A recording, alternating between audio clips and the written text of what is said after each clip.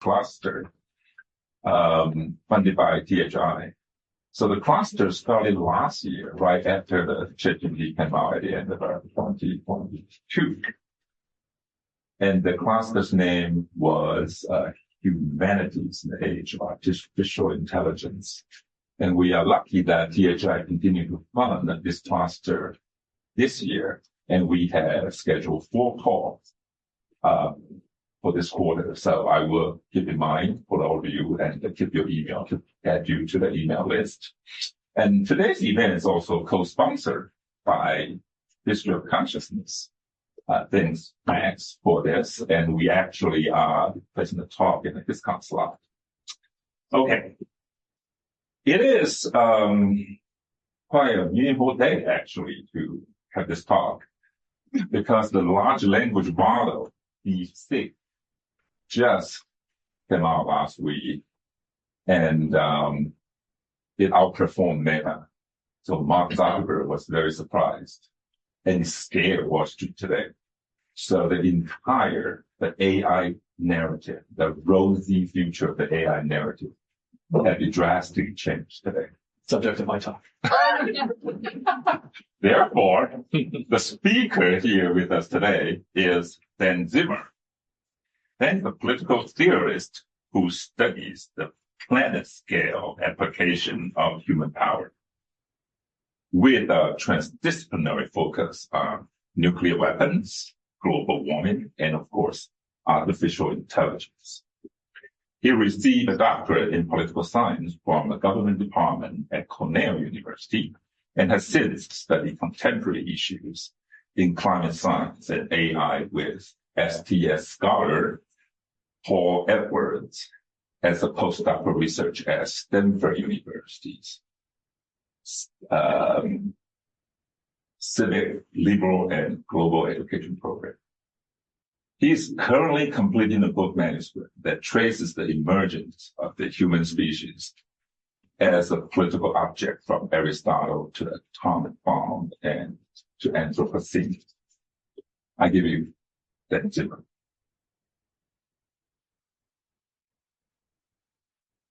Well, thank you very much, Ming-Wei, for that introduction, for arranging this, and thank you so much to my hosts here on campus. I'm really thrilled to be with you all today.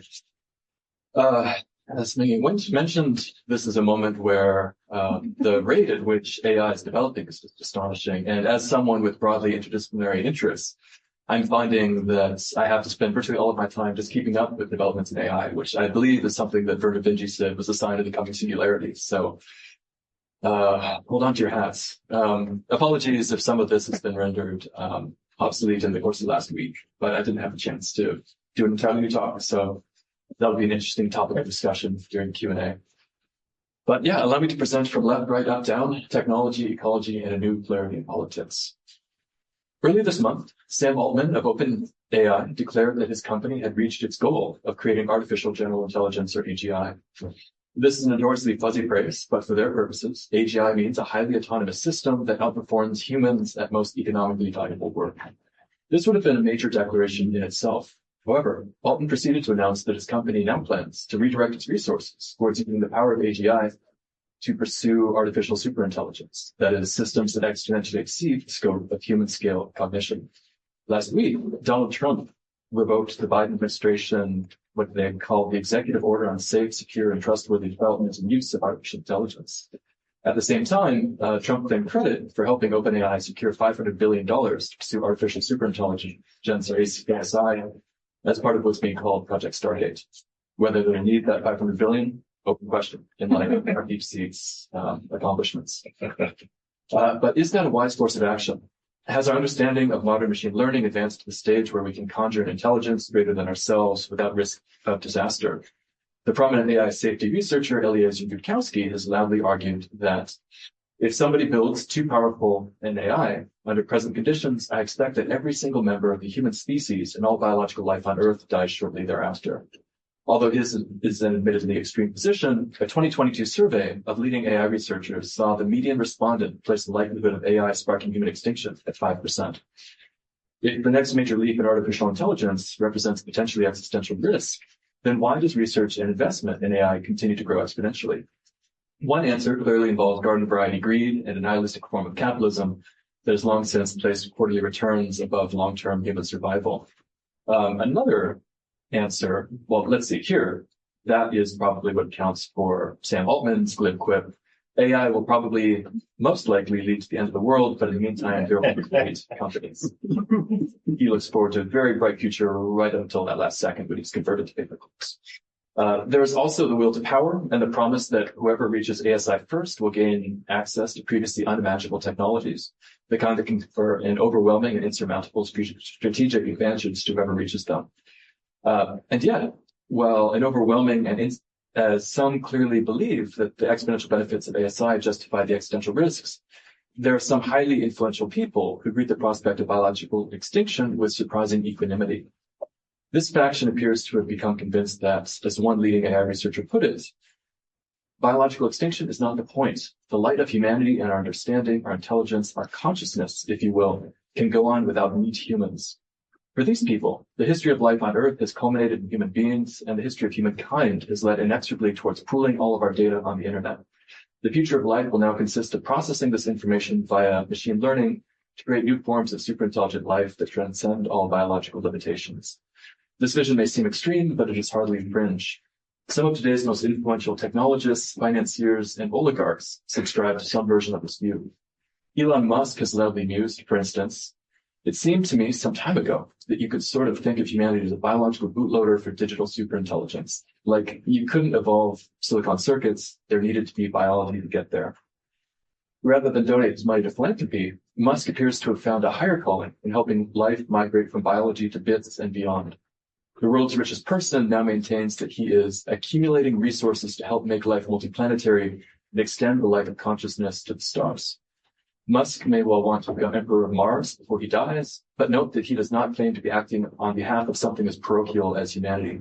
It is to the impersonal future of life itself that he pledges allegiance. Now, Musk may be the richest, brashest, and most annoyingly ubiquitous person to have devoted himself to the cause of life itself, but he is far from alone. My talk today explores how life itself became an object of human concern and maps the political consequences. It consists of two parts. The first recounts the rise of life with a capital L, that is, the sum total of all living beings reconceived as a singular process in the proper noun. Here I begin by reviewing a few key features of modern political anthropocentrism to better show how the politics of life breaks new ground.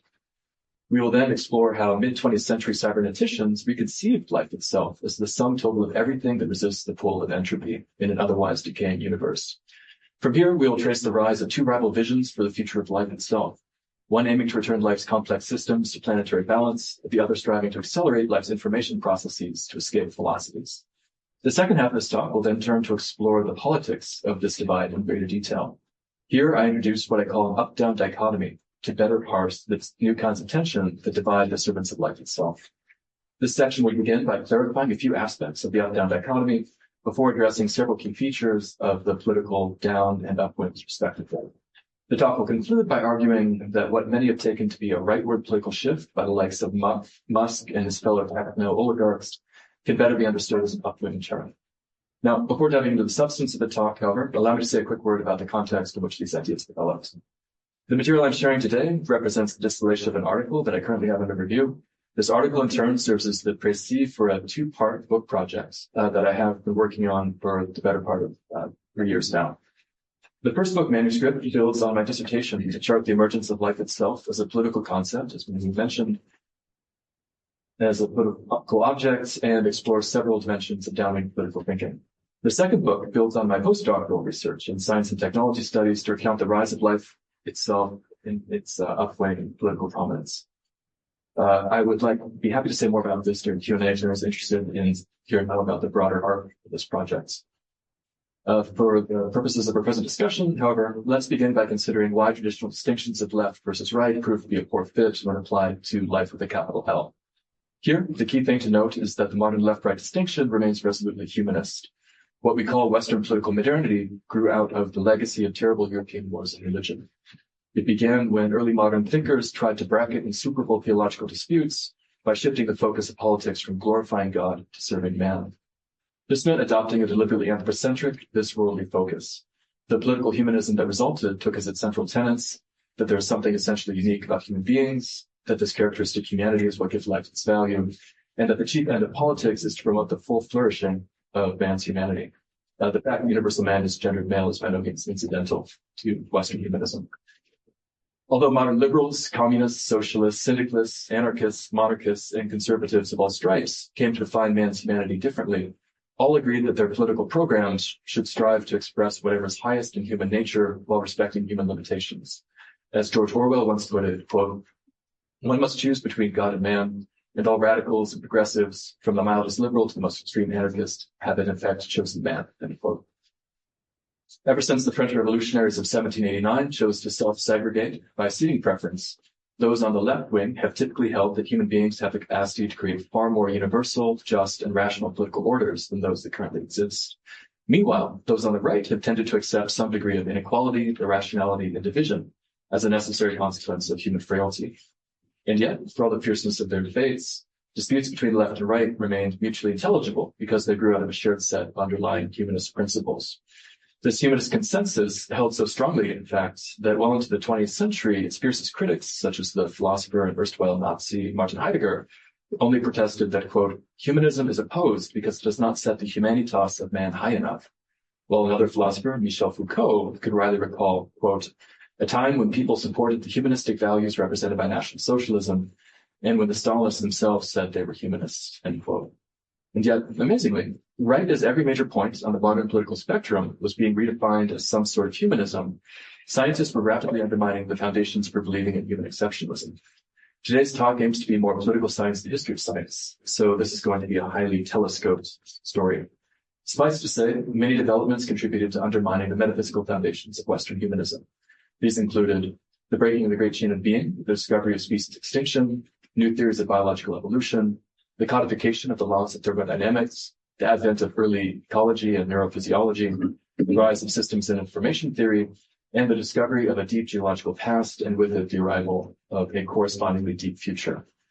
These developments combine to demonstrate that human beings are far less different from and more mutually reliant upon other organisms than have been previously imagined.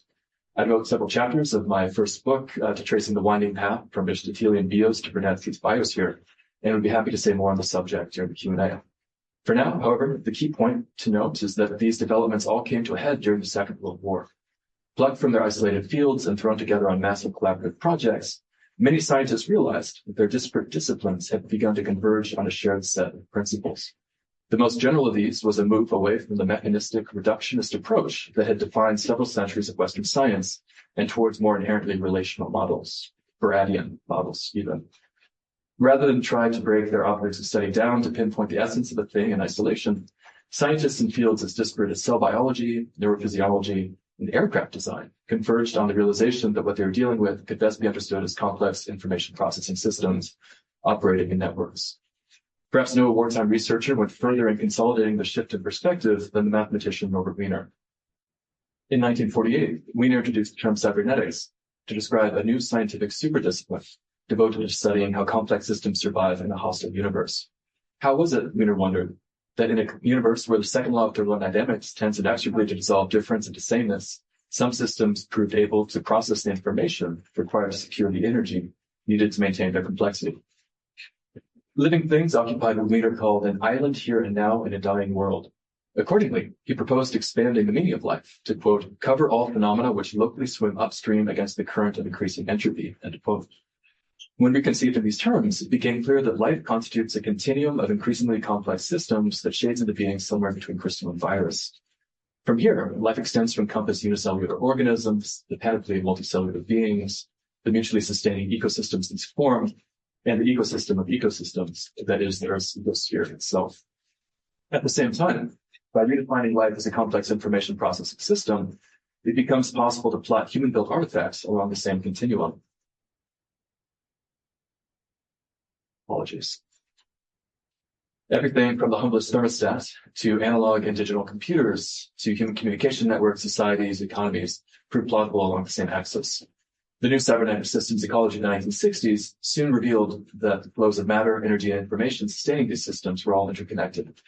Over the course of the 1970s, life itself took shape as a system of systems formed by human beings, their technical artifacts, and all the earthbound biological organisms that swim upstream together.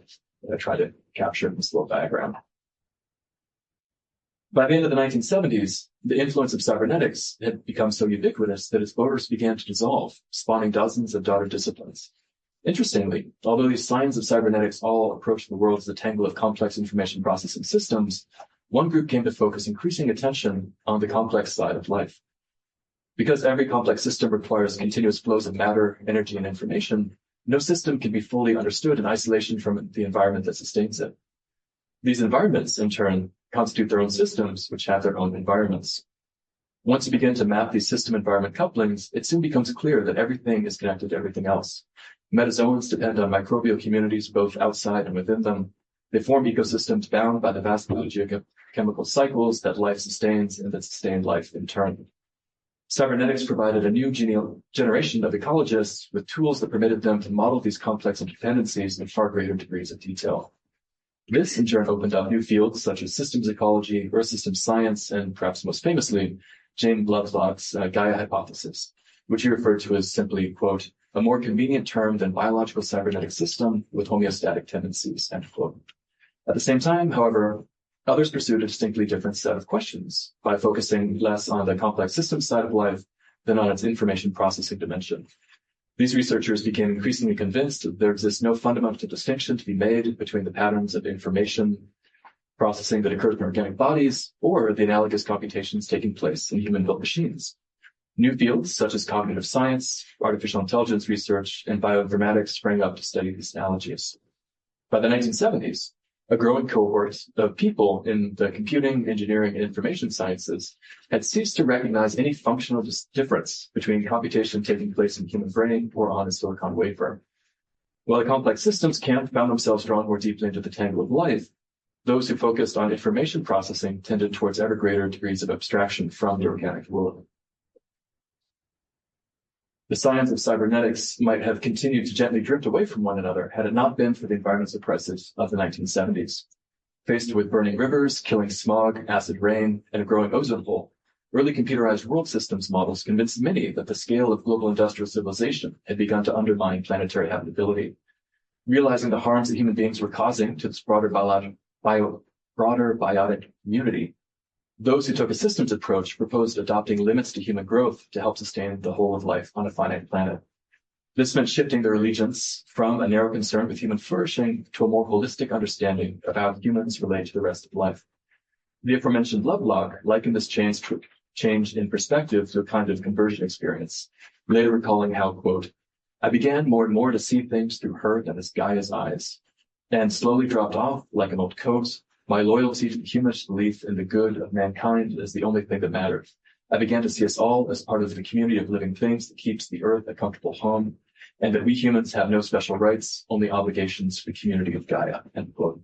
Over the last several decades, those who adopt a similarly non-anthropocentric concern for the complexly entangled community of Gaia have gradually come to identify as post-humanists. Meanwhile, those who have instead pursued the information processing path out of cybernetics proved to be no less impacted by the environmental crisis of the 1970s. They simply drew the opposite conclusions.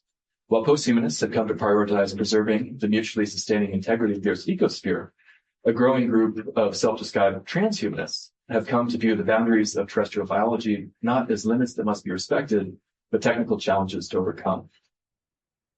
Transhumanists seek ways to upgrade the body, fuse it with the machine, and ultimately leave the high latency of flesh behind to enjoy the unencumbered immortality of a purely digital existence. Transhumanists posit that if the planet cannot sustain infinite growth, then the future of life must lie beyond Earth. Rather than strive to achieve post-human visions of deeper ecological entanglement, transhumanists view human ingenuity as the escape hatch that life has built to free itself from all the earthly ties that bind it.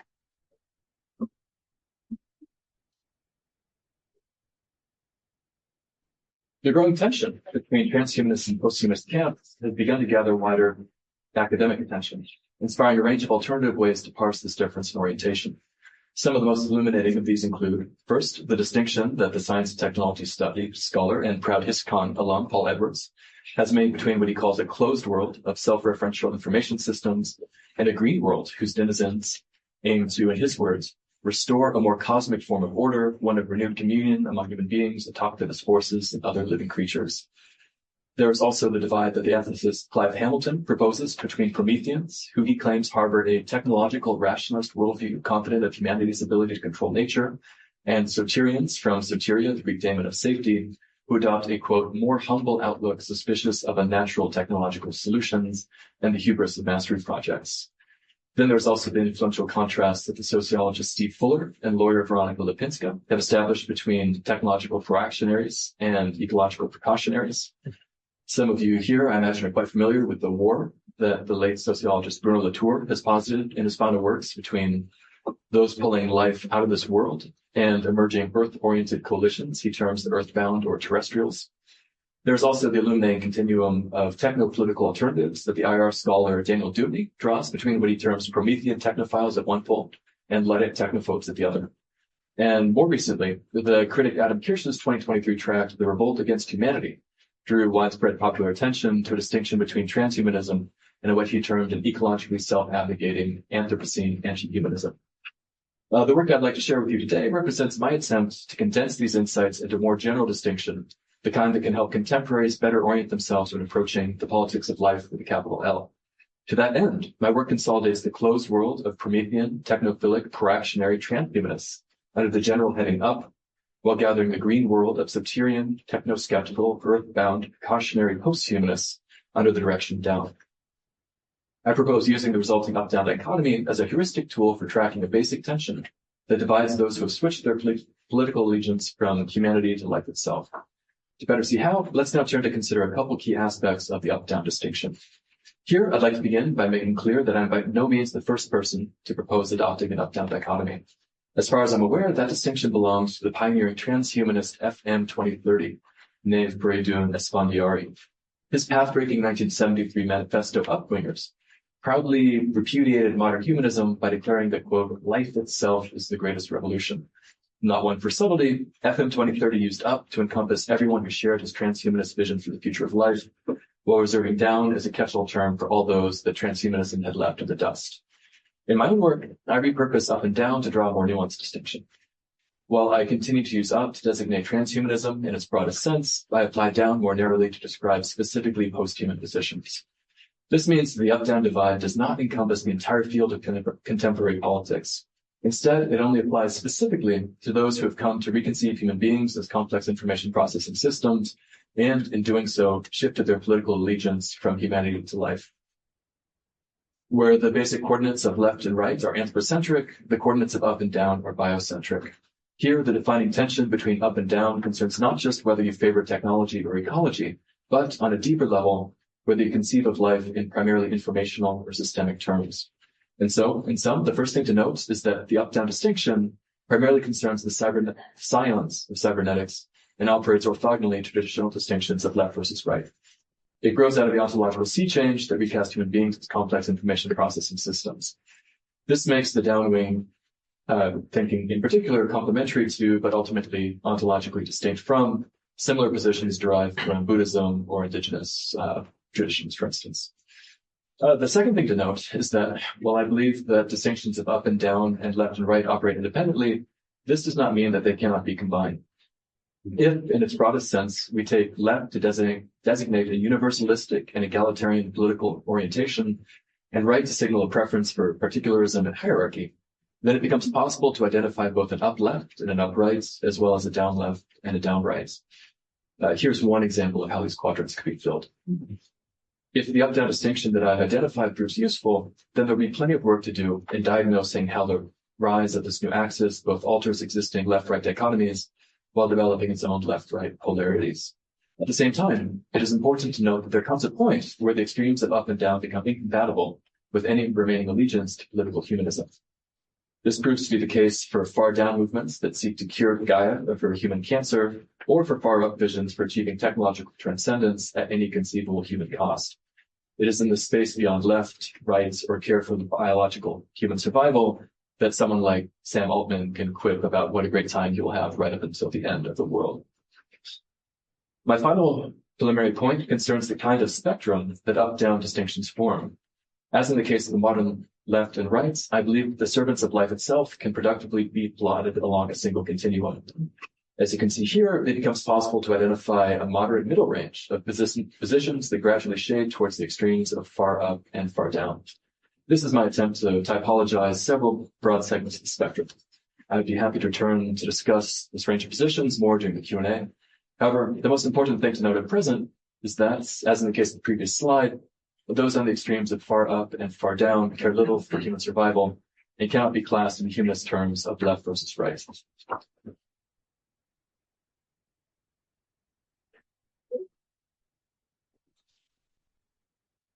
So, now that we've considered a few general features of the up-down distinction, let's turn to examine the up-down wings more closely, beginning with the down wing, since I imagine that's what will be more immediately familiar to many people here.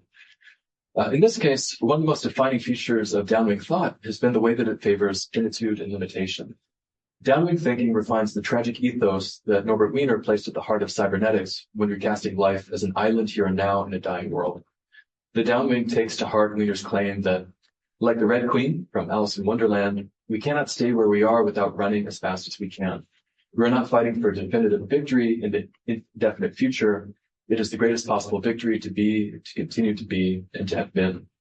This is not defeatism. It is rather a sense of tragedy in a world in which necessity is represented by an inevitable disappearance of differentiation. There can be no outrunning the second law of thermodynamics, making life's temporary reversal of entropy on Earth a beautiful but cosmically brief burst of novelty and diversity. And as noted earlier, by the 1970s, systems scientists had transformed the ancient awareness that everything is connected to everything else from a mainstay of mystical wisdom traditions into a cutting-edge research program. It quickly became clear that while the entire planetary system possesses remarkable powers of self-stabilization, it also manifests the kind of positive feedback loops that risk amplifying seemingly tiny and regional disturbances into planet-wide catastrophes. This was an awareness that was brought home with particular sharpness with things like the ozone crisis, just parts per trillion of CFCs, blending away a hole in Earth's ozone layer. The downwing has also drawn deeply from systems science to cultivate a keen sense for the way in which complex interconnections undermine efforts to exert human mastery. As the microbiologist and downwing luminary Lynn Margulis, who helped Lovelock come up with the Gaia hypothesis during the 1970s, as Margulis has put it, quote, "No matter how much our own species preoccupies us, life is a far wider system. Life is an incredibly complex interdependence of matter and energy among millions of species beyond and within our own skin," end quote. When viewed from this perspective, of the perspective of life itself, modern human beings gain at the cost of their environmental surroundings, replacing a riot of diverse ecosystems with the moderately complex but homogeneous scale of contemporary modern human societies. The downwing warns that, although complex systems can demonstrate remarkable powers of adaptation, they also risk catastrophic breakdown when pushed beyond thresholds that can be difficult, if not in many cases impossible, to identify in advance. This requires cautious self-limitation based on an awareness that, as complexity theorist Stuart Kauffman once warned, you can never be sure which step will trigger the avalanche that buries you. Ultimately, this mingled sense of tragedy, precarity, and responsibility led downwing thinkers to embrace wisdom as their cardinal virtue, that is, the virtue without which all others run aground, and by which they must steer. If cunning implies the ability to exploit systems for immediate individual benefit, then wisdom entails the ability to recognize interconnections that sustain the integrity of the Earth system and support the well-being of its members. As used by the downwing, wisdom has come to mean broadly the ability to recognize the integrative ways in which systems sustain themselves over time, repairing damage and resisting the temptation to sacrifice long-term survival for the sake of short-term expansion. Where humanists spend centuries trying to isolate the defining characteristics of man, the downwing finds wisdom to be a cardinal virtue common to all complex systems. Ironically, this means that many bacterial colonies prove to be far more systematically wise than many human communities. Ultimately, it takes wisdom in this sense to recognize that the complexities of the planet will often defeat deliberate human interventions. It is therefore wise to accept the finitude and seek to simply establish durable patterns in symbiosis with the rest of life, and to know that even then, nothing lasts forever. As many of you may have noticed, developing this emphasis on relation, impermanence, mutuality, interconnection, and self-limitation, here the downwing arrived at a range of insights long known to many Buddhists, Taoists, and indigenous peoples. These traditions, this fact is not lost on the downwingers themselves, some of whom tried to blend these traditions, and in doing so helped launch the 1970s counterculture in the process. Many of the downwing luminaries doing that operating right here in Santa Cruz. Since that time, downwingers have been at the forefront of the ongoing revaluation of practices that Western chauvinists long dismissed as hallmarks of Eastern mysticism, Oriental passivity, or primitive superstition. By drawing on the findings of systems and complexity science, downwingers have found that many Buddhist, Taoist, and indigenous practices prove to be rich in precisely the kind of systemic wisdom that they prize, but that centuries of reductionist Western science found completely illegible. So much of contemporary post-humanism consists of efforts to delve in more deeply into these affinities in my findings. So if that's the downwing, let's now turn to consider the upwing. As noted, while downwing embraces complex systems side of life, the upwing privileges its information processing dimension. If the downwing favors a tragic ethos of wise self-limitation in service of life, the upwing envisions a heroic future opened up by life's limitless expansion. Where the downwing views the history of planetary life as 4 billion years of struggle for homeostasis, the upwing sees a continuous growth in information processing power. Transhumanists may be eager to upgrade human genomes or fuse with machines, but they ultimately conceive of humankind as merely one significant stepstone on life's journey from slime mold to the stars. Although they value humankind as the planet's so-called apex cogitator, this value stems from the hope they hold that human beings will succeed in creating something far greater than themselves. However strange this approach to life may be, it is at least self-consistent. Visions for the cosmic conquest of life unfold logically once you accept the prospect that life represents a pattern of information processing that can operate just as well in binary formats as it can in flesh. If you take it to be axiomatically true that mind equals brain and brain equals machine, then it becomes possible to view the jump from organic biology to computing substrates as the narrow aperture that life must pass through in order to unlock a literal universe of possibility.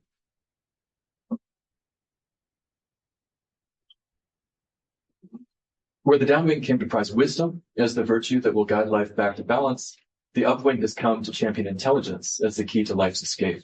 However, while wisdom is inherently self-limiting, for to be wise entails recognizing the limits of your own understanding, the upwing holds intelligence to be infinitely scalable. As far back as 1956, the designers of a program for discovering proofs of theorems in symbolic logic, the famous logic theorist, explicitly described their achievement as a new kind of complex information processing system.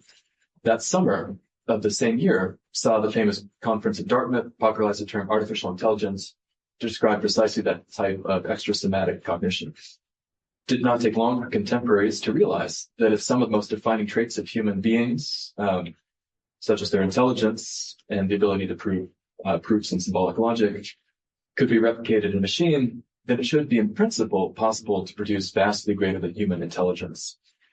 In 1962, one of Alan Turing's former colleagues, the mathematician I.J. Good, famously speculated that if the ability to build intelligent machines is itself a function of intelligence, and human beings prove capable of building an artificial intelligence on par with themselves, then the resulting machine should be able to improve itself still further.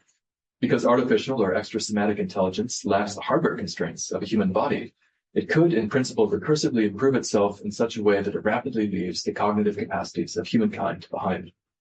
The result would be what Good termed an intelligence explosion. This vision for an intelligence explosion came to be rechristened the singularity during the 1990s. Here, the singularity designates the point at which the slow-building exponential curve in life's information processing powers hits the inflection point that sends it skyrocketing asymptotically towards infinity. Perhaps we discover that training requires 1% the compute we thought that it did. More recently, the goal of creating an omnicompetent human-equivalent information processing system has been recast as the pursuit of artificial general intelligence, or the AGI mentioned at the outset. Meanwhile, the transcendent mind that emerges on the far side of the singularity has been given the blander title of artificial superintelligence, or ASI. Although the up and down wings value different things, here too, it becomes clear that human beings do not fare very well when judged against the hypothetical limits of superintelligence. Nevertheless, it remains important to note that the upwing is not necessarily anti-ecological. For many upwingers, their highest goal remains making sure that Gaia's wonderful reversal of entropy does not merely perish on the Earth, but spreads to the cosmos. They envision a universe of cold, dead matter brought to consciousness by teeming shoals of digital life, the kind that can be lived at nearly infinitely vaster scales and faster speeds than could ever be achieved within the thin film of Earth's ecosphere. For the upwingers, organic life has nothing to lose but its peptide chains, while it has a universe to win. Hold for laughter. I can do it for everyone. Having considered the wisdom of the downwing and the intelligence of the upwing, I would like to conclude by spending a few minutes considering the nature and future of up-down conflict. For over a half-century, downwing thinkers have stressed that human beings must shrink their footprint in order to return human systems to a stable relation with the complex planetary whole. For just as long, upwingers have condemned the downwing for, quote, accepting planetary limits to growth without first examining the limits to technology, as the engineer K. Eric Drexler once put it, coiner of the term nanotechnology. For it may well be that the vastly greater than human complexity of the Earth system merely remains a problem to be solved. The MIT physicist and prominent transhumanist Max Tegmark has proposed defining intelligence as intelligence equals the ability to accomplish complex goals. If we accept this to be the case, it then becomes clear that artificial superintelligence equals the ability to accomplish super complex goals. Tegmark and fellow transhumanists have already long since turned their eyes from merely fixing the ecosphere to speculating about how much of the universe an artificial superintelligence might be capable of colonizing. These speculations, in turn, have inspired back-of-the-envelope calculations concerning how many worthwhile human-like lives could be simulated between now and when all protons inevitably decay. The transhumanist philosopher Nick Bostrom suggests that the answer is 10 to the 58th power, for anyone who's curious. For such people, the notion that this kind of cosmos-spanning intelligence could have any trouble fixing whatever harm human beings cause to the Earth's ecosphere is laughable. The coming superintelligence can be expected to render such supercomplexities trivial. The fact that this is a tautology does not seem to bother the upwingers. Instead, whatever the near-term human or ecological costs, all upwingers must do is keep the interlocking gears of economic and technological progress grinding until they trigger the intelligence explosion. Then, if the world of organic biology still matters on the far side of the singularity, it will be a comparatively simple matter for the coming artificial superintelligence to reverse all the ecological harm done. While it may be more difficult to bring back all the millions or billions of human dead that perished on the path of transcendence, their lives will count for next to nothing when weighed against the cosmos-spanning future of life that their sacrifices make possible. As the teenage Ilya Yerzikowski once put it back in the 90s, quote, our sole responsibility is to produce something smarter than we are. Any problems beyond that are not ours to solve, end quote. As I begin to wrap up, I would like to stress that the extreme positions of far up and deep down are not only incompatible, but mutually hostile. If the far up is correct in viewing human beings as the vehicle for freeing life from its biological shackles, then the downwing drives to relinquish technological mastery and achieve planetary homeostasis needlessly condemn life to perish on Earth. If, by contrast, the downwing proves right to doubt the limits of human agency, however, then the ecological havoc the upwing is willing to unleash along the path to progress risk ending life on Earth billions of years before its time. One group promises that everything can be improved, while the other warns of the ease with which everything can be destroyed. These positions might seem wildly abstract, but they are not hypothetical. Many of today's most influential tech magnates are committed upwingers. They're also incredibly homogenous and almost universally male. As many of you may have already noticed, there's a significant gender dimension to the up-down divide, with the downwing championing many virtues that have long been quoted feminine and correspondingly devalued. Addressing this point in the detail it deserves required its own talk. Instead, here I'd like to conclude our present discussion by focusing on the question of political realignment. If the likes of Elon Musk, Peter Thiel, Mark Andreessen, Mark Zuckerberg, and Jeff Bezos have chosen to throw their lot in with the MAGA movement, I believe it's not because they have all shifted their political allegiance from the left to the right. Rather, I think that it's because they see in Trump someone who lacks either the interest or the administrative competence required to rein in their drive to push technological advancement to the point of either ecological breakdown or transcendent breakthrough. Looking ahead to the next several years, two of the most heated sources of up-down conflict can be expected to concern the related problems of AI training and climate geoengineering. As of this year, leading AI companies have secured hundreds of billions of dollars to embark on the biggest expansion of America's energy infrastructure in over a century to power the next generation of training runs. Data centers are now projected to account for 12% of American electricity use by 2028 and nearly double that by the early 2030s. Some of this energy will be renewable, some of it nuclear, and much of it will come from coal and natural gas power plants that would otherwise have been retired. At the same time, upwingers are investing heavily in geoengineering companies. These are ventures that are developing a range of techniques to slow, stall, or even reverse global warming by doing things like filling the ocean with iron filings, seeding artificial marine clouds, and spraying sulfur dioxide into the stratosphere.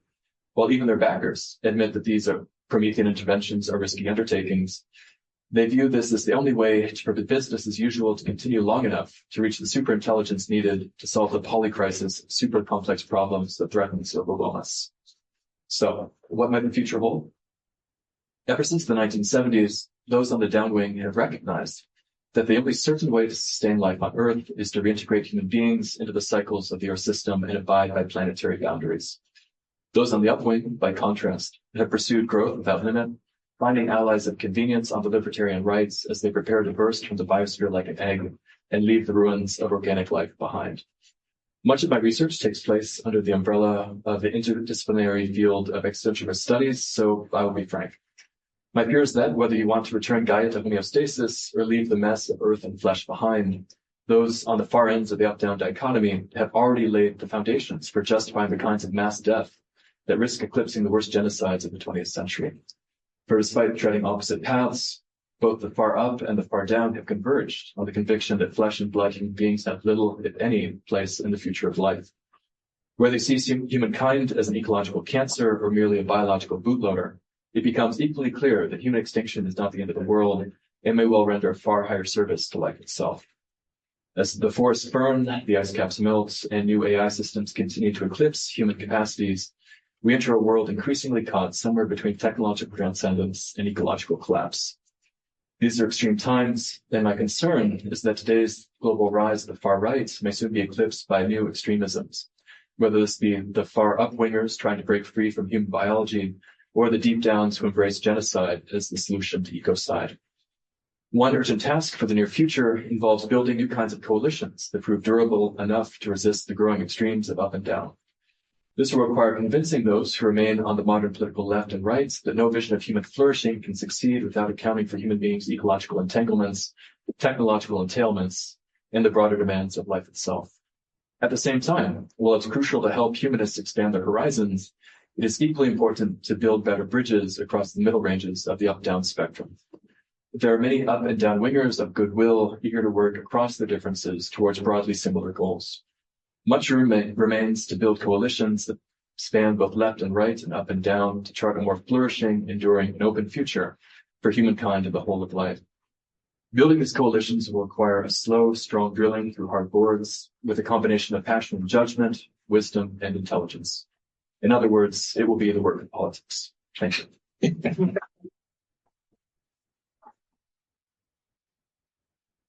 Thank you, Dan, for this inspiring talk, and I learned a lot from your typologies. Okay, so the floor is open. Any questions?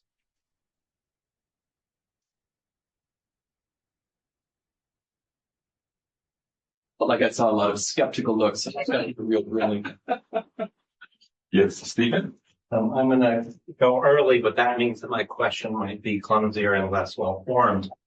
Thank you for that. I think that the heuristics are extremely useful. I feel like you accomplished a lot in terms of the way you use this binary distinction to group together these various positions, and not in a way that felt reductive. So, bravo in those terms. Earlier on in the talk, you talked about a number of factors or streams coming together, including knowledge of deep time, including knowledge of extinction, and so on. And there's a way in which your story leads us to this moment in the 1970s of environmental crisis, and the way that wound up informing the downwingers. And it seems to me that there's a way of periodizing our knowledge of extinction, sort of pre-80s and 80s on. And we might just call this for simplicity's sake, the distinction between gradualism and catastrophism. So it's not until the 1980s, as I understand it, that catastrophism is finally confirmed and gradualism is eschewed.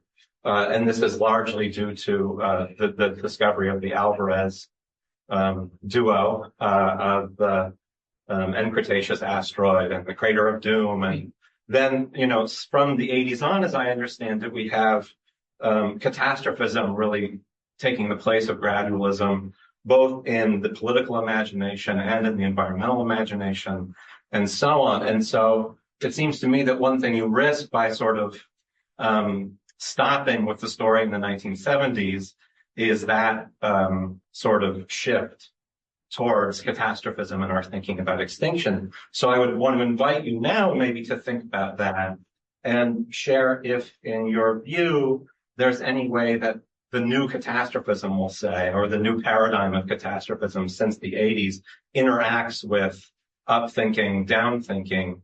Does it intensify those forms of thought? What does it do to those forms of thought, if anything, in your view? Thank you. That is a really excellent question.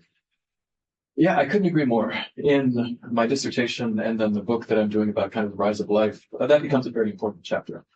So gradualism was kind of a triumph. It took a lot of work to get rid of all the flood geologists and try and show that things have happened over a very long duration, very slowly. But you have kind of false starts, people like, I'm blanking on his name, the cosmic conjunctions. There was some pseudoscience that gave catastrophism a bad name, 1950s and 60s. But yeah, with Alvarez, and then that same decade, you also get the discovery of nuclear winter. So by the 1980s, that's when the kind of consolidation of complex system science, the Earth system gets that name given to it by the Breatherton Committee at NASA. So it really is the moment at which people begin to start thinking about the planet as a complex adaptive system. And what that does is it takes this earlier divide that I've been talking about and it really supercharges it. Because the downwing realized that things are far more precarious than we ever imagined. That even, something as seemingly trivial as CFCs with the ozone hole, but also global warming, people had assumed that it was some sort of thermostat that you could just kind of know linearly the correlation between the amount of greenhouse gases in the atmosphere and the temperature of the planet. They began to realize that there are all sorts of feedbacks that could lead to a catastrophic tipping into a different base of attraction for the Earth system. And then likewise, the nuclear winter hypothesis also emerging out of that. And at the same time, the upwingers realized, wow, life on Earth is much more precarious than we thought it was. We need to accelerate our efforts to get out of here before the mess and fragility of organic life destroys all the civilization that we've built, and we're either bombed back to the Stone Age or some sort of lizard has to take over the light of intelligence from us and spend another 500 million years involving neocortices. So yeah, I think you're absolutely right. And that is definitely a significant part of the much broader arc of what's going on here. But yeah, thank you. Thanks.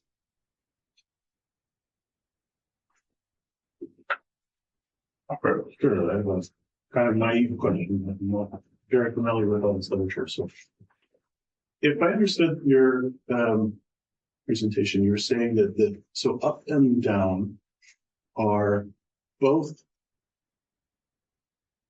organized around some conception of life with a capital L, where up sees life as a kind of ever proliferating and accelerating process of complexification that will overcome the tendency towards entropy, whereas down sees life as tending towards homeostasis and conforming to laws of entropy. And that both of those, in your view, are distancing themselves from old kind of humanist conceptions. But throughout your presentation, there was a different standard, it seemed, by which to evaluate success or failure on either of these axes, which to me echoes back to a very old kind of humanist, even possibly Greek rationalist conception. And it comes up throughout the presentation, both in the more formal presentation and also in some of the quotations and whatnot. And the other standard that's referenced but never really explained is consciousness. is self-awareness, which is, it seems orthogonal to life itself. Because you could imagine a scenario in which life, either as an informational process or as a biological process, proliferates and survives without self-awareness or sentience, right? Or I don't know of a scenario in which one could even imagine sentience and self-awareness without any form of life, but the two are not reducible, right? In fact, the pursuit of life could actually compromise the pursuit of consciousness or sentience, right? And yet the concept of consciousness, even though it's sort of in the background and parenthetically referenced throughout this, doesn't actually seem to be defined and is often, it seems to me, like routinely conflated with a number of proximate terms, like when you mention, well, if you think mind equals brain, or that consciousness and sentience and self-awareness are equivalent to intelligence, which is equivalent to computational processing speeds. These are all things which are, like highly contestable claims that don't actually do much to define the nature of consciousness as distinct from informational processing or biological complexification and whatnot. And that ultimately all of these arguments are really residing on tacit references to something which they do not understand and cannot really define. I'm sorry, this was a naive question. Yeah, no, I think that is all, again, absolutely right. Consciousness is a hard problem, to coin a phrase. Pardon Chalmers. Yeah, there's it's kind of unavoidable, but at the same time, it is immensely messy. Another entire talk here, but you're right, it is operating in the background. Among someone like Lynn Margulis, who helped come up with the Gaia hypothesis, she was very resentful, I guess, towards Lovelock for having come up with that term because it attracted a bunch of New Age people who wanted to say that Gaia is some sort of greater mind and some sort of cosmic consciousness and alive, and therefore some sort of object of veneration. Similarly, people on the upwing are very concerned about the prospect that artificial and super intelligence, whether or not it would be conscious, because a lot of these people are various types of utilitarian.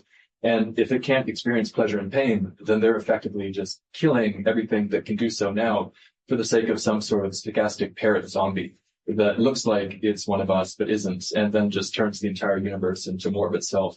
And it doesn't add any additional value. So on some level, there is a way in which what maybe had been called humanity, humanitas, going all the way back to classical antiquity, is reconceived in a more kind of capacious term as a consciousness that is an exclusively human capacity. But no one, as far as I'm aware, has yet figured out what consciousness is, how to measure it. I know there are a couple different competing neuroscientific explanations. I kind of fear that the cognitive scientists will probably disprove human consciousness before we can prove AI consciousness. But yeah, tremendous questions that I kept in the background for this. All right, next, and then Pranav. I think I have a historical question, so that should be easy. Easy on that. So, the one thing I learned from your excellent presentation is that basically the left to right opposition seems to be inadequate and has to be integrated with the other opposition, up and down, or that combination can give us something to think about. But then to make sense of this combination, left, right, up, down, I need to go back in history for a second and try to understand what was the opposition left, right in the 19th century, for example. And very often was about progress regression, was about basically exactly the same concepts and categories, just looked from opposite perspective. On the side of a progress, egalitarianism is a good thing. On the side of the conservative, is basically leveling, is something that doesn't end very well. Similarly, with individual freedom, groupthink on the left, atomization for the right. Similarly, democracy and processes of democratization, good or no, despotism of a majority. So what happened in the 19th century was basically that all these concepts became processes. Equality became a process of egalitarianism, and freedom, liberation, democracy, democratization. And then the war was about, okay, what is the value of this historical trajectory? Now, it seems to me that what the story you are telling us is a kind of an ersatz. So we replace this historical vector arrow with a technological arrow. And therefore, the two factions, they fight each other on the basis of techno-optimism or techno-pessimism. And again, it seems to me that they mirror each other under so many different circumstances and perspectives. So the question is basically, my question is, if they mirror each other, as progress or regress mirrored each other in the 19th century, my problem is that, what can we do? Where are we? So are we basically feeling a sense of stuckness in these kind of historical trajectories that for a few centuries were characterized by a theory of history, and now, because basically we don't have any real political project, they are just characterized by technology. And we see the two possible alternatives, the techno-optimism or techno-pessimism. But if this is the problem, basically we are just turning around our sense. Is an invitation of being kind of a self-reflexive about what we are doing and all these tendencies. And so if this is the point, maybe to go back to the question of a catastrophe, the catastrophe is not so much the end of human life, because this is just a projection, as it was a projection, the total atomization, it's just how you project the possible end of a trajectory. So the tragedy, if we can use the term, is a kind of as I said, not the end of human life, but the end of a political life in which we are unable to think of the possibility to unstuck ourselves from this kind of a technological destiny, technological,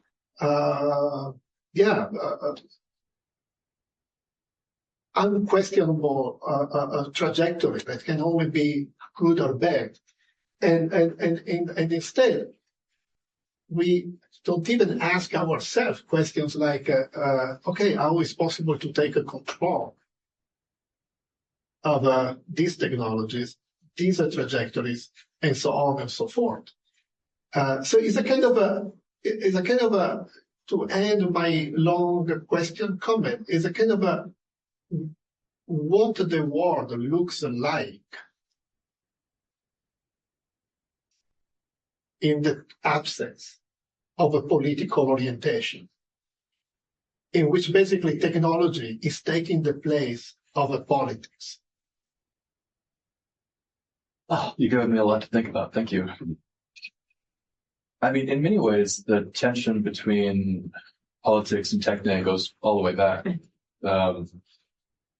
Someone like Aristotle popularizing the way in which we discuss politics as something that is specifically civic sort of institution, that it's only once you get enough human beings living in a community at a certain degree of density that life becomes complex enough that you need the sort of cluster of processes that we call political for living that sort of common life together. And that's something that makes the human being an animal for the city and makes politics the defining feature of the human for him.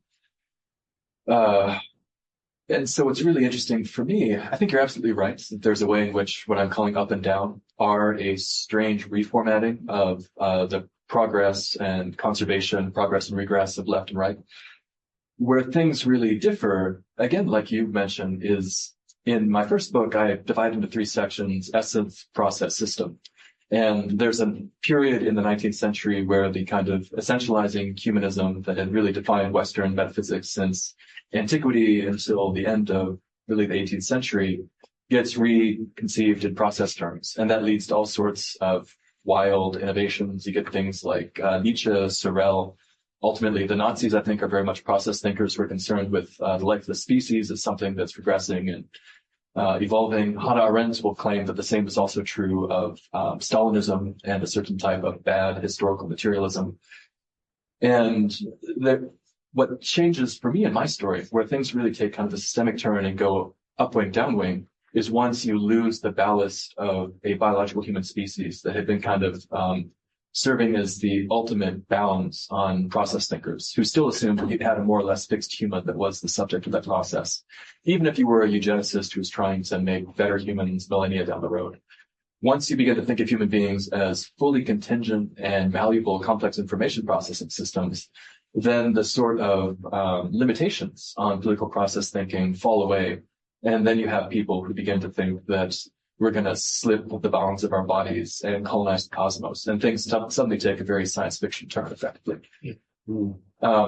What's really interesting for me in terms of political projects, people on the upwing really despise politics, politicians, and they see politics as it's been invented in the Western tradition as kind of a kludge, just a temporary way of getting human beings to not kill each other when living in large numbers together. And they think that they've effectively, through the application of ever greater intelligence, solved politics. We don't need politics anymore, especially not democratic politics. They're all technocrats. And what they ultimately want to do is offload any human decisions onto more competent systems that can do better than human beings can.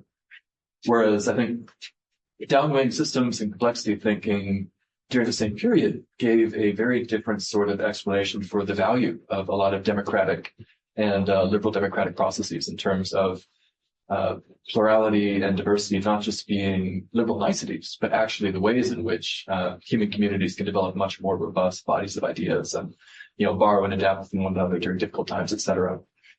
So with the 1950s, what you really see, I think, is the death of politics for the upwing, but then for the downwing, the rise of a very different way of political thinking where you mentioned tragedy. Tragedy kind of becomes the goal, because this is when you get the hydrogen bomb. And for the first time, the mere fact of surviving as a species, in light of the fact that human beings could end all human life on the planet at any given moment, that becomes a political undertaking. Up until that point, it had been taken for granted that human beings cannot destroy all human life, that the best we can do is affect our communities, but the human species resides in nature, and there's nothing we can do in artifice to affect the world of nature. The hydrogen bomb covers the entirety of terrestrial nature in radioactive nuclides. And people realize that just the prospect of keeping life on Earth alive is a political project that's worth pursuing. I think this is something that Wiener really honed in on. Whereas at the same time, this decade also witnesses the rise of digital computing. And as I mentioned in the final part there, it doesn't take long for people to realize that if all of these logical processes that we'd assume were like the apex of human cognition, only human beings can do it. This is what defines the animal rationale compared to the rest of creation. If that can happen in machines, then clearly machines can do everything that is humanly valuable and will someday supersede us. So that splits, I highlighted very well in the talk, but that's where I see things really beginning to diverge.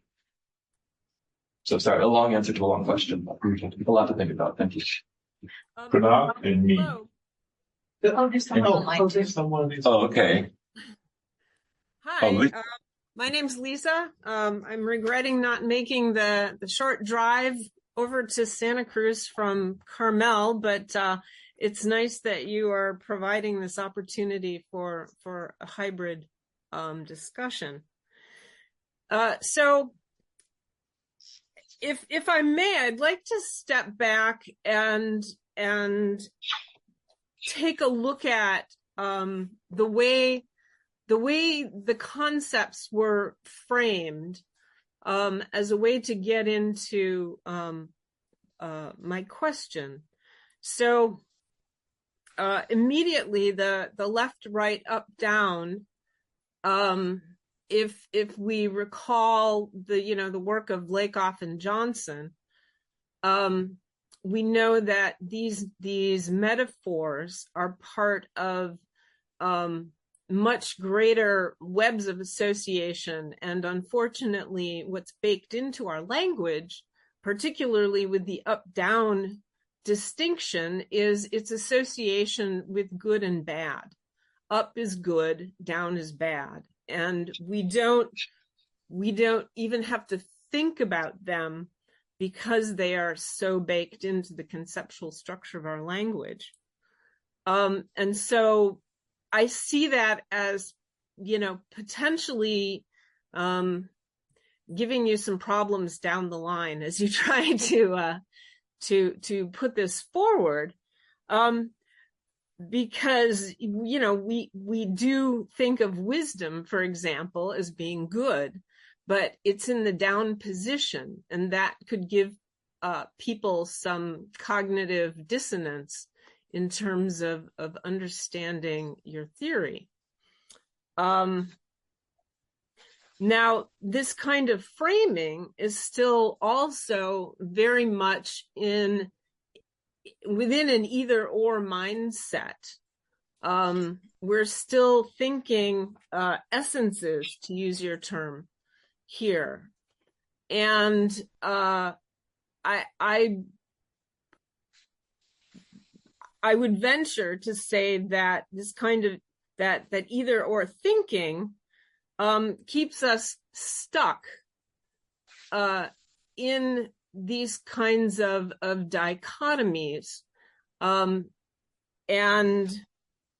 the need to basically use the kind of complexity thinking that the down position involves, meaning, systems with feedback loops, and in particular bipolar feedback loops, not just unipolar feedback loops, which get into, kind of the cancerous growth idea, that we actually could devise a way, and I'm hoping maybe you might be interested in taking something like this up, devise a way to look at how both of these positions are necessary, complementary, interdependent. Each has their upsides and their downsides, and how do we manage the upsides and the downsides of these positions? Particularly, how do we manage the downsides of, the techno-optimist, so that we can become better at balancing the forces that are always already there. I realize these questions are not ones that you can answer, right here, right now. They're more like questions for ongoing research and thinking.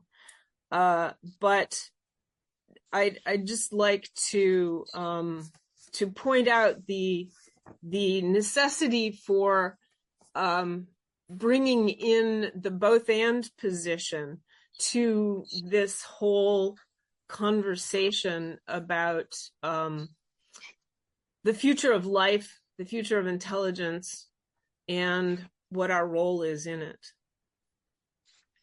Thank you, Lisa. And do we have any more questions? Okay. Yeah, thank you so much, Lisa. I totally agree with you when it comes to the metaphorics and the meaning behind what it means to adopt these coordinates linguistically. I don't know that a couple of centuries after the French Revolution, we've fully overcome the fact that left is sinister and is right. That probably did not do the cause of pursuing human justice a big favor when people chose to sit where they did. Mm-hmm. At the same time, and down is for the dying, the sick are down. But I think there's a way in which I like the up-down dichotomy because there is something very intuitive about it. The upwingers do literally want to go up off the planet.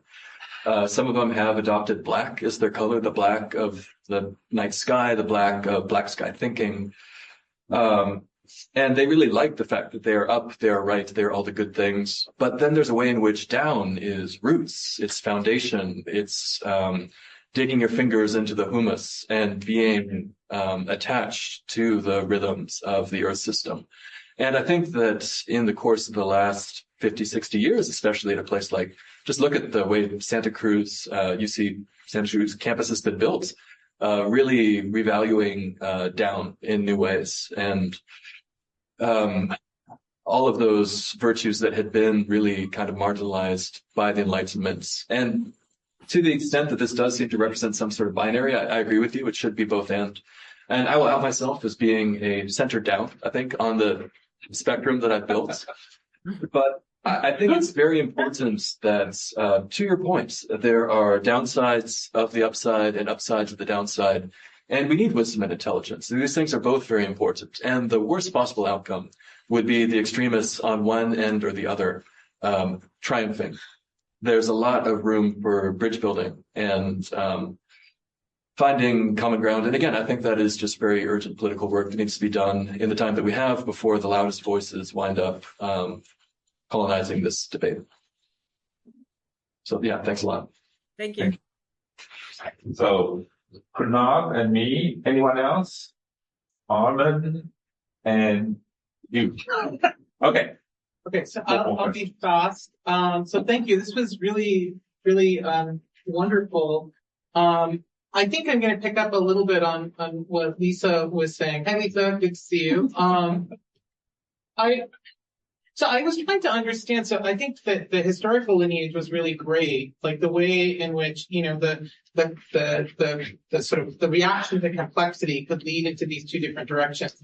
But I did start to wonder the extent to which this isn't a binarity, it's a spectrum, right? So I understand that, but like, is this a unidimensional spectrum, or are you just taking something that is multidimensional and projecting it down? And I think that goes to what Lisa was talking about. I mean, I think on the extreme ends, maybe there's things that you identify with the extremes that are incompatible, but it doesn't suggest to me that that there's a clear spectrum here. One way I was thinking about that was that, I'm sure this is in the background, but wasn't in what you said, that at least on the upside, one component of the thinking that drives a lot of this is not in technology, right? It's in physics. Mm-hmm. And it's in that turn to information in the 20th century, which is like extraordinarily counterintuitive, that reality is ultimately a form of information.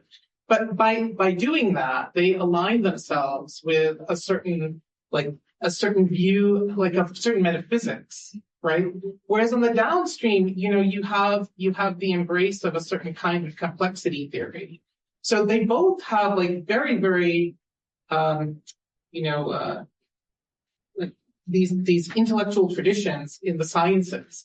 And so I was trying to figure out in my head while you were going through this. Okay, so suppose you're a physicist, and it's true, there are a lot of physicists up even here, like I was in this strange debate with Sandy Faber and Anthony Aguirre and David Hausler, and they basically argued for this. It was bizarre. I didn't understand it because to Robert's point, they didn't really have a metric other than complexity, but like, I believe that the redwoods, by most mathematical theories of complexity, are more complex than us, right? Right. But there's something about consciousness that's driving there that's hidden. But I guess what I was trying to get at is that I think that people who are actually trying to put together, the physics and the biology, they live maybe in your center. But like, it might be worthwhile looking in the sciences where people are actually they have to be integrative because ultimately they want to reduce everything, and ask, what are people doing there? Not for like aspirations for humanity, but for aspirations for science. And that might actually point to ways in which they are actually compatible, because they have to be compatible at some level. Yeah, no, I take your points. I mean, for me, when things really started to click was realizing that the far extremes seemed oil and water completely admissible, but ultimately everyone that I've looked at in reading, reams and reams of this literature, they can all agree, coming downstream from cybernetics, that all interesting phenomena are complex information processing systems. And so if you're a systems ecologist, you're placing the emphasis on the complexity in the systems side. If you're a cognitive neuroscientist, you're placing emphasis on the information processing, the pattern, the cognition, the consciousness, if you will, but that they all at least occupy the same world ontologically, a world of systems of complex information processing systems, even if the emphasis differs. But that does provide them with enough of a common world, common understanding, common parlance to engage one another in the same sort of fierce debates that you had with humanists who are debating the essence of man, for instance, is how I understand it. Okay, maybe we can talk. I mean, I'm not sure if common parlance means the same thing as common belief. It's just that if you use information as your language for interacting with each other, it doesn't mean you actually agree, right? Because, like, I think if you're a cognitive neuroscientist, the hardware really matters. It's not purely the algorithms, right? And so I think that the debates are really about the materiality, and it's reminiscent of the debates of the turn of the 20th century in particle physics as well, right? Yeah. So maybe part of the distinction here is not, the materiality and the question about multiple realizability. Yeah, exactly. You are concerned about the pattern and agnostic as to the material if you're in the upwing, whereas if you're in the downwing, it is only organisms and biological life that can manifest something like consciousness. That's really helpful. Okay. I'm going to ask you a question that you are likely to be asked during a job talk. It is the relationship between you and STS. So I attended a graduate program called STS in Virginia Tech in the early 90s. And clearly the conversation back then is completely different from the conversation now in STS. Back then, it was like Ian Hack and Shepard and Schaefer, who still use Thomas Kuhn as the sort of entry-level book.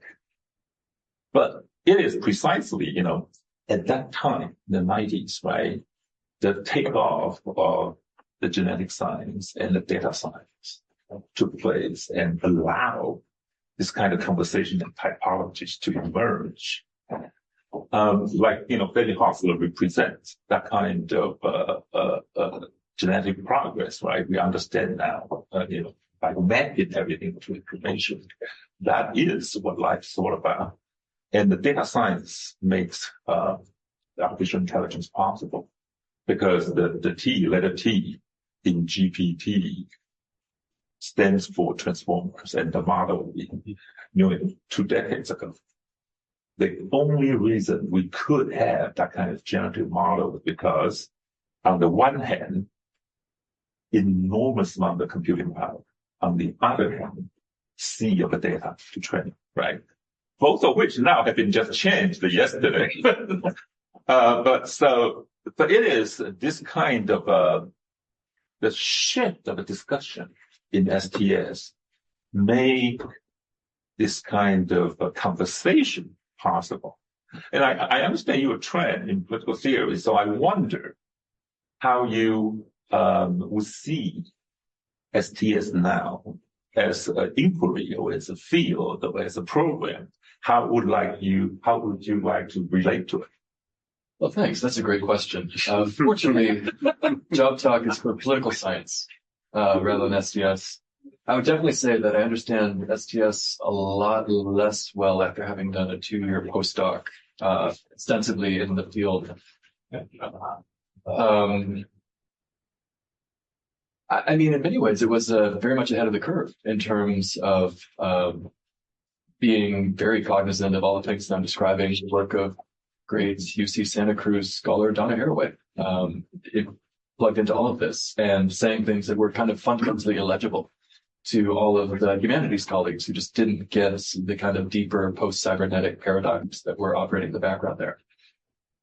I don't know. It seems like STS it had its canonical figures, and then it went post-canon, and then there were different methodological disputes. It is kind of unclear the extent to which the mainstream has kind of caught up to the awareness of what was coming that STS had foretold, and now it's here, and we're all kind of unwitting STS scholars, whether we like it or not. Yes. I have friends in STS departments. The label is useful. They should get funding. They're doing the most important work imaginable. That's my... Okay, thank you. And your name is? Stefan. Okay. And then Banu should have the last question. Thank you very much. Well, actually, I have two, but I will reserve the second for another occasion. Thank you for this axis, and maybe I'd like to ask you about potential third one. That's right.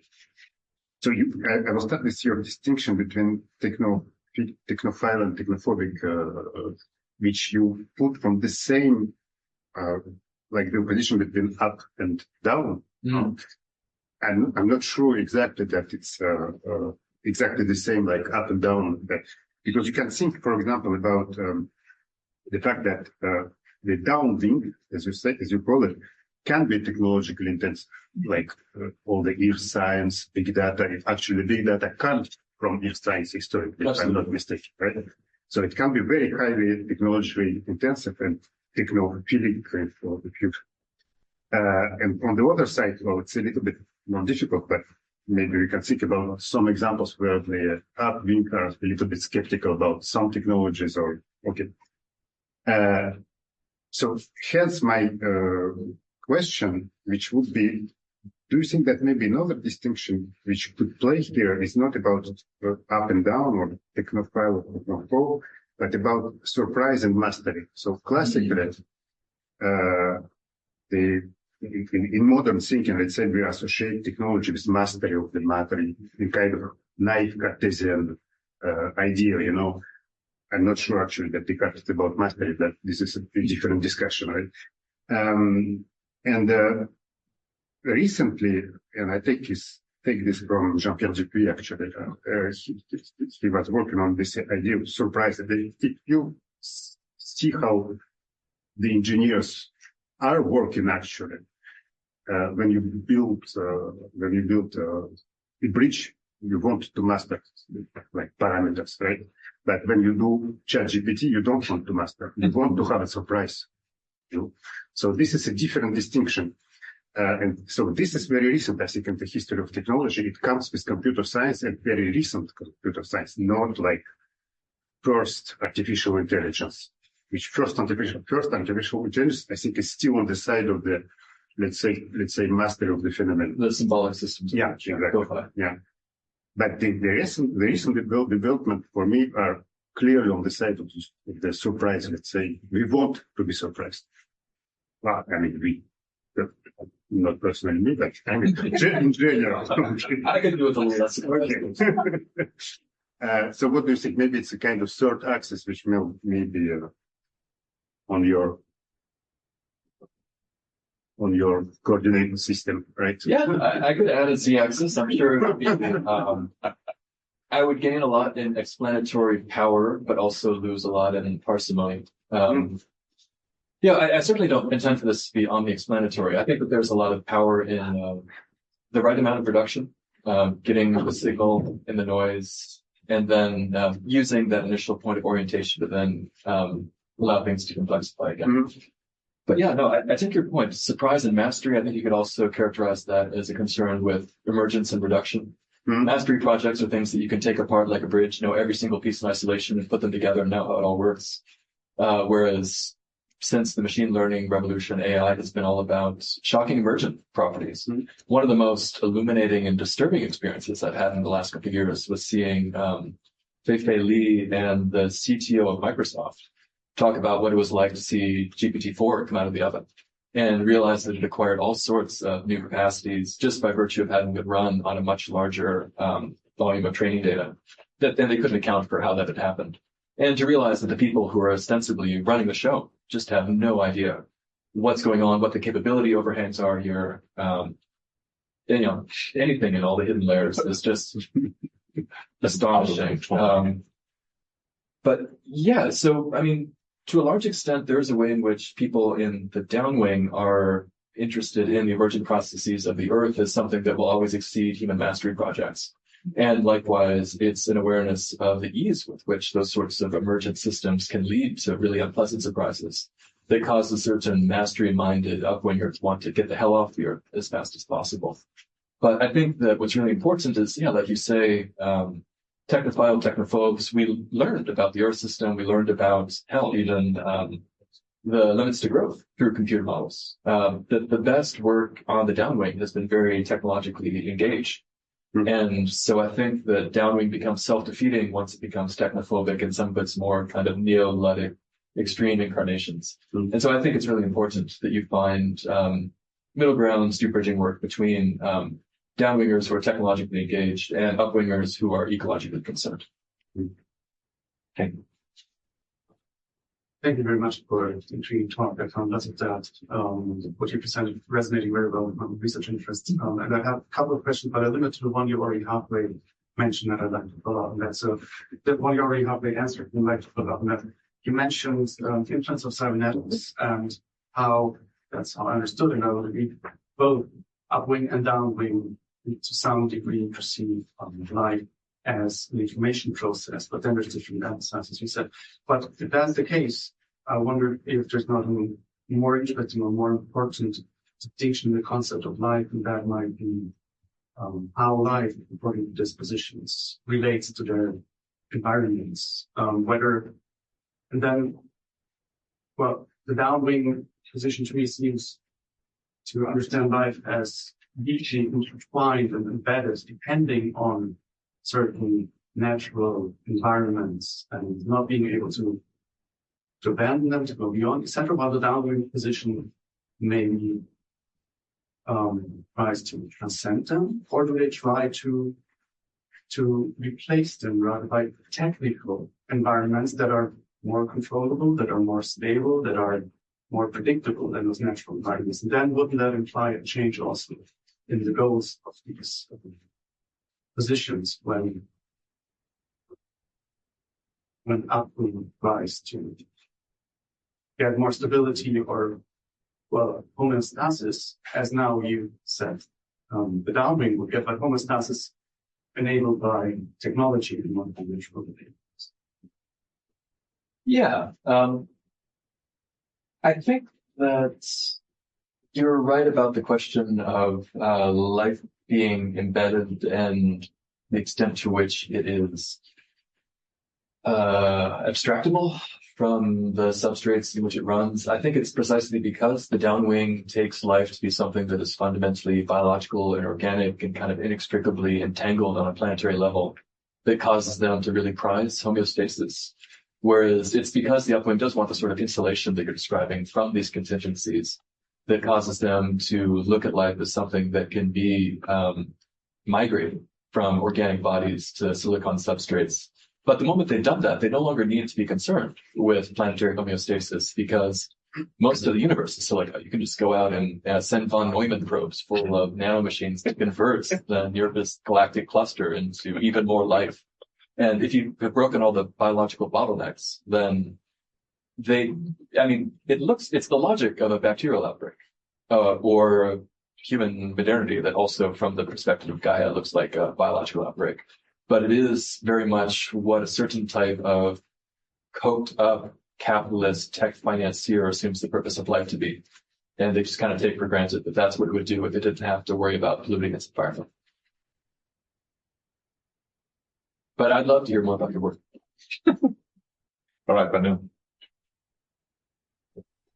Thank you. Can you hear me? Yeah.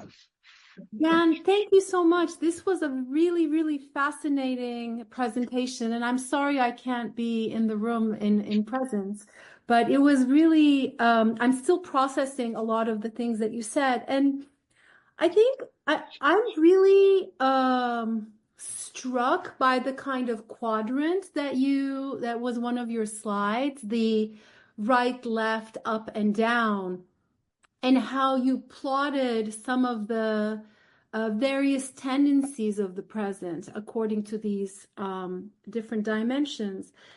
And I mean, I wanted to ask, maybe this is a kind of a naive question. I wanted to ask, first of all, because I'm still kind of stuck on the left and right, first of all. That's before we even go to the up and down. I mean, so how do you, like, are these for you sort of absolute positions, like left and right, in the sense that, you know, there are certain criteria that you are looking for when you're classifying a movement or an ideology or a current in one of those quadrants? And if so, what are those? Or are they simply, you know, like in some ways relative to one another based on their self-perception?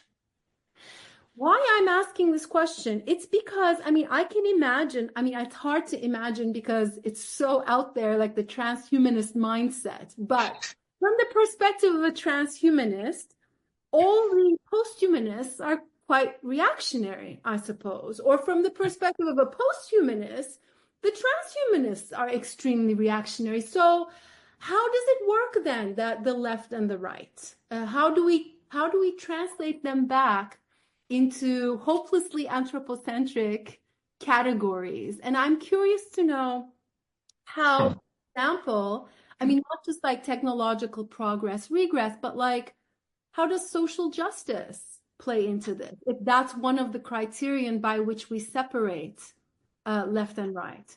That might certainly not be the only criterion. The other thing I was wondering about is, you know, there is a way in which when you still stick to the plane of human politics, if you go far enough to the right and far enough to the left, it's actually not like the linearity is a little bit confusing, because if you think of it three-dimensionally, there are ways in which you start seeing convergences in terms of political programs, not always in values, but in terms of political programs, strategies, tactics, etc.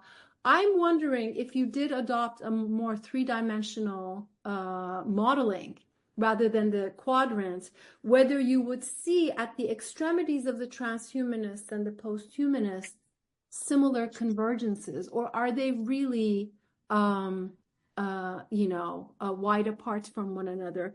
And I was hoping maybe that if I caught the examples correctly, like just for example, looking at the right side of the up and down, one, I think the uppers were the Mars colonizers and the downers were the eco-fascists, right? So I was wondering maybe if you could talk a little bit about those specific currents to elucidate the ways in which you are using these categories of up and down.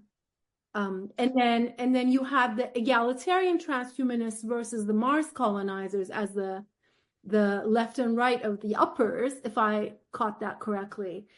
So, I mean, like, are these sort of moving trajectories? I'm really curious to see how you understand how they evaluate one another. Like, what is their perception of their own political position vis-a-vis the alternatives that you really so interestingly mapped for us. So thank you for that.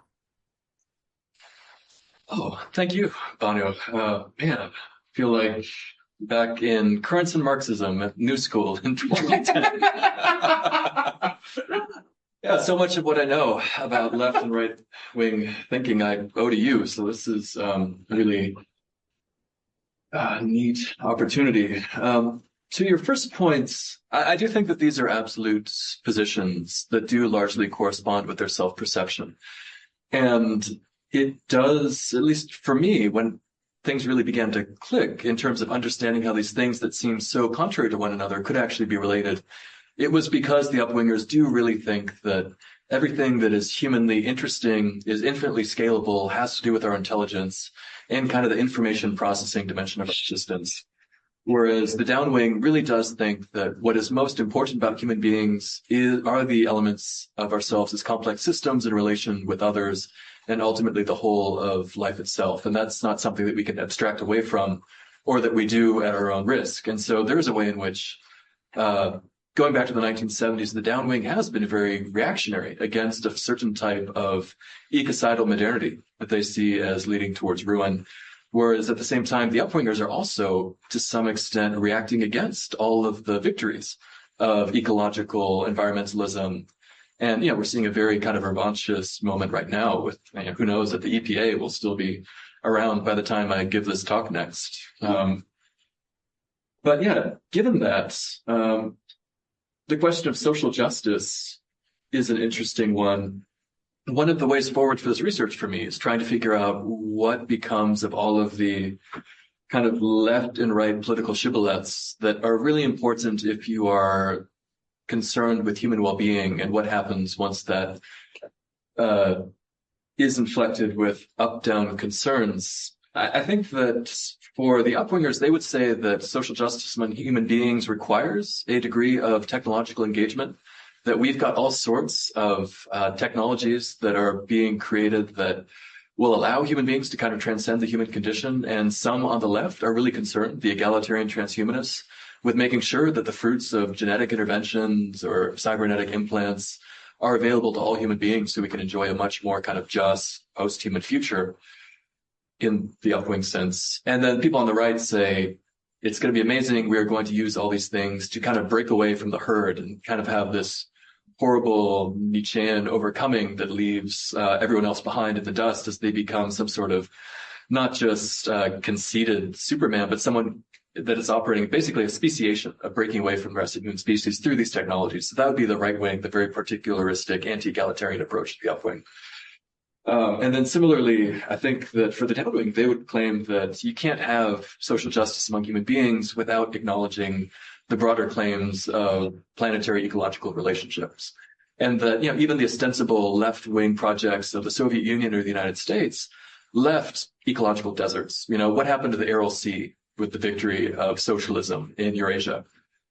And then that can lead to either attempts to guide human societies back into more just and sustainable relationship with the rest of life on an egalitarian and relatively humane basis, or it can lead to people like Pentti Likola in Finland talking about lifeboat ethics and beginning to sharpen the knife that he plans to use to, slaughter many billions of human beings required to get us down to about the 500 million that a certain type of deep down thinker needs is the ecologically sustainable limit of human beings. So that's where I begin to see those different quadrants operating. But again, this is very much a project for future research in terms of fleshing that out. Thank you. Thank you. Okay, that will be our last word. And thank you all very much for this.